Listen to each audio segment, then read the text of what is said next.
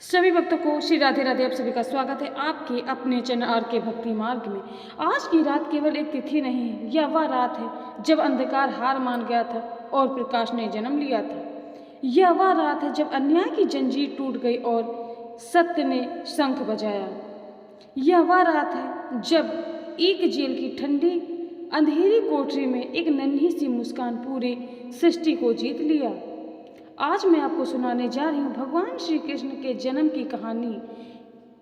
ये कहानी आपने कभी पहले नहीं सुनी होगी, क्योंकि यह केवल एक कहानी नहीं है, यह हर भक्त के दिल में बसी हुई आस्था की धड़कन है। तो दोस्तों, कहानी में अंत तक बने रहे। कहानी को शुरू करते हैं। बहुत समय पहले की बात है। मथुरा नगरी में उग्रसेन नामक राजा का शासन था। मथुरा खुशहाल था, लोग खुशी थे, परंतु राजा का पुत्र कंस, उसका हृदय लोहे से भी कठोर और विष से भी अधिक जहरीला था। एक दिन कंस की बहन देवकी का विवाह वसुदेव से हुआ। विवाह के बाद कंस स्वयं रथ चलाकर देवकी को उनके ससुराल छोड़ने जा रहा था। उसी समय आकाशवाणी हुई, कंस, जिस देवकी को तू इतने प्रेम से विदा कर रहा है, उसका 8वां पुत्र तेरे मृत्यु का कारण बनेगा। यह सुनते ही कंस की आंखों में रक्त उतर गया।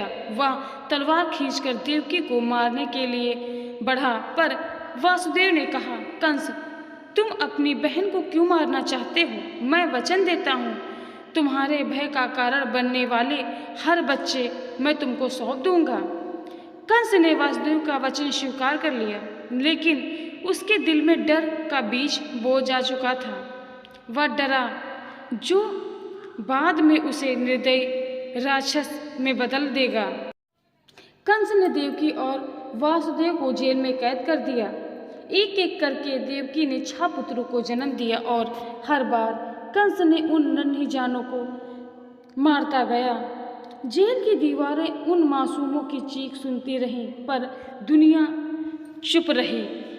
7वां गर्भ योग माया के प्रभाव से वासुदेव की दूसरी पत्नी रोहिणी ने गर्भ में स्थानांतरित हो गया। वही बलराम बने थे। भादो मास की अष्टमी की रात, आधी रात का समय, आकाश में बादल गरज रहे थे। मथुरा पर मूसलाधार वर्षा हो रही थी। देवकी के गर्भ में 8वें पुत्र का जन्म हुआ। नील कमल सी आंखें, मोहक मुस्कान, 4 भुजाएं, शंख, चक्र, गदा और पद्म धारण किए हुए थे। भगवान ने स्वयं कहा, माता पिता भय मत करो, मैं बार बार तुम्हारे उद्धार के लिए आता हूँ। अब तुम मुझे गोकुल ले जाकर नंद यशोदा के घर छोड़ आओ। और फिर बालक ने अपना दिव्य रूप त्याग कर साधारण शिशु के रूप में धारण किया। वासुदेव ने नवजात को टोकरी में रखा और जेल के दरवाजे पर पहुंचे। सारे पहरेदार गहरी नींद में थे। जेल के ताले अपने आप खुल गए। वासुदेव बाहर निकले। मूसलाधार बारिश आगे उफनाती हुई यमुना उनके कदम बढ़ाया। यमुना का पानी छाती तक, फिर गर्दन तक। तभी यमुना ने प्रभु के चरण छूने के लिए एक ऊंची लहर मारी। वासुदेव ने बच्चे को ऊपर उठाया और यमुना शांत हो गई। गोकुल पहुंचकर वासुदेव ने कृष्ण को यशोदा के गोद में सुला दिया और उनकी नवजात कन्या को लेकर मथुरा लौट आए।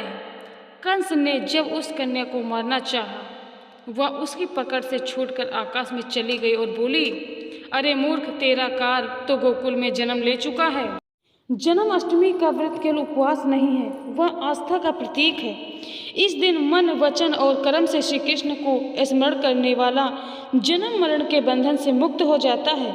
रात्रि के 12 बजे ठीक भगवान के जन्म समय आरती और भजन गाए जाते हैं, झांकी सजाई जाती हैं और बाल कृष्ण का अभिषेक किया जाता है।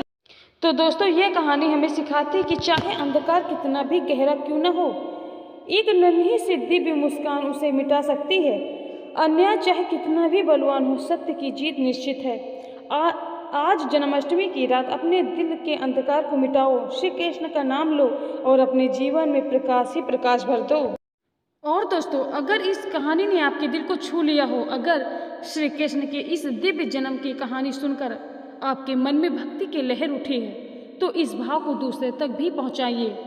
इस वीडियो को लाइक कीजिए और अपने दोस्तों और परिवार के साथ शेयर कीजिए और हमारे चैनल को सब्सक्राइब कीजिए ताकि अगली बार जब भी भक्ति की ऐसी मधुर कहानी आए सबसे पहले आप सुन सकें। मिलते हैं अगली वीडियो में, तब तक के लिए आप सभी को श्री राधे राधे, जय श्री कृष्ण।